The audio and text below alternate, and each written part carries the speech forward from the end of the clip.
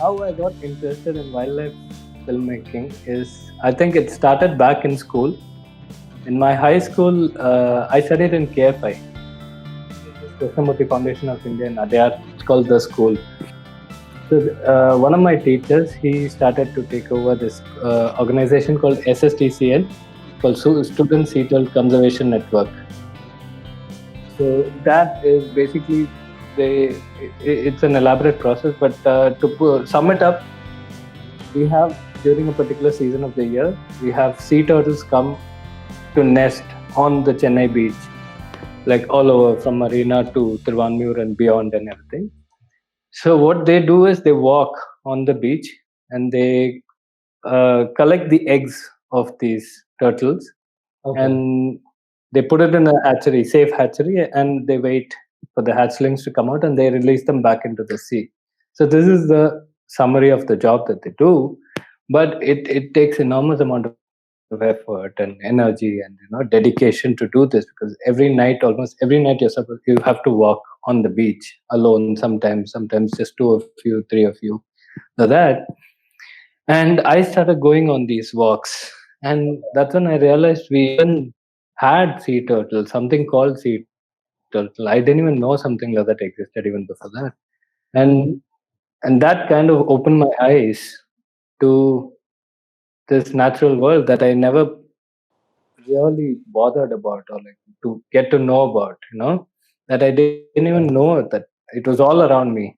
And Chennai is the place I was born and brought up, and I grew up right almost very close to the sea, and I never knew something like this was there. So that kind of got me very interested in natural history.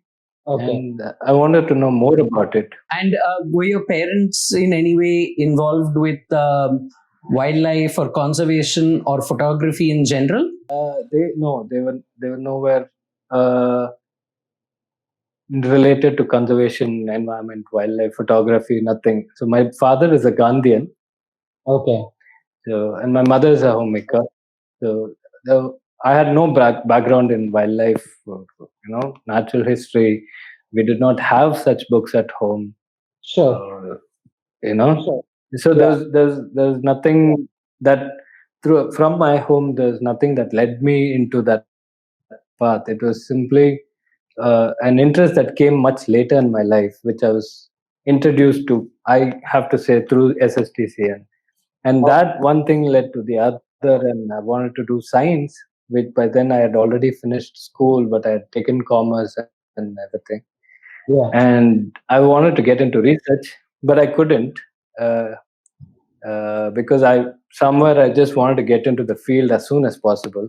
So the next best thing for me was I wanted to do photography, and that also interested me a lot, because I used to do a bit of art, but I never thought of that as a serious career. Because we're not guided that way, or we're not taught that thing. I mean, an art can be a serious career option. So I also never felt that. And the next best thing for me to be in the field was photography, wildlife photography, and I wanted to just be in the forest. And at the right time, we had the television boom, and we suddenly got National Geographic, Discovery, and all right, in our living room, and that was very interesting. So I started watching. And I was like, I started to imagine being in the forest doing photography, and it became a very romantic thing.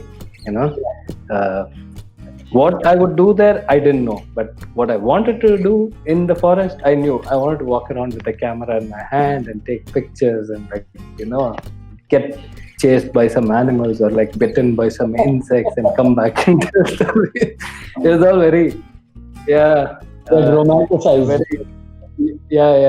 Very young man's dream. It was all, but as it turns out now, the reality is much better than that.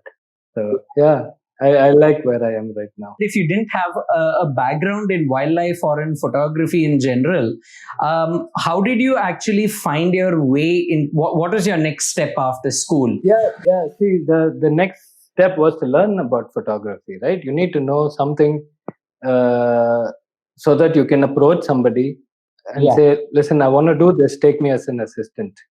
I can't, I mean, of course, I was a child back then, so I did try without learning anything. So I did go and say that, listen, I'm interested in wildlife, so take me into the field. So I did approach a couple of people back then, and they just looked at me up and down and said, go do, study a bit and come. So, but I didn't know what to study, where to go, nothing. You get what I mean? And like people around, friends and family, and like other people who knew a bit, they all said this is not even a career, man. This is a rich man's profession. This is all like it's supposed to be a hobby. You can't do it as a career option, or you can't do it full time. So you make money somewhere, then you buy your equipment, then you go into the field for like the weekend, click some pictures, come back, and then you know uh, put up an exhibition or something, then sell it. It was somewhere, it all came back to money. It all revolved back to money, or either about making money or spending money. So, and as it happens, that my father never brought me up in a way where he said that you need to make money, or you need to do this to make money, that to make money. So I think like philosophically growing up, I was never inclined towards money. So it never struck me. I said like I think I'm gonna give it a try no matter what. Even if I don't make money, what can go wrong? And I had age on my side, so I wanted to take that risk and really see what it's all about. If people are scaring me, I wanted to see that first. You know what I mean? I totally understand. So yeah, I did go, and I wanted to study. So I actually did Viscom at Loyola. Visual communication. Yeah. And Yeah, that visual was communication at Loyola. that was where we met too. It was nice. It was a nice place to see so many people interested in just probably something to do with art. Be it copywriting, be it photography, direction. It was, most of the people I met were not talking about money for a change.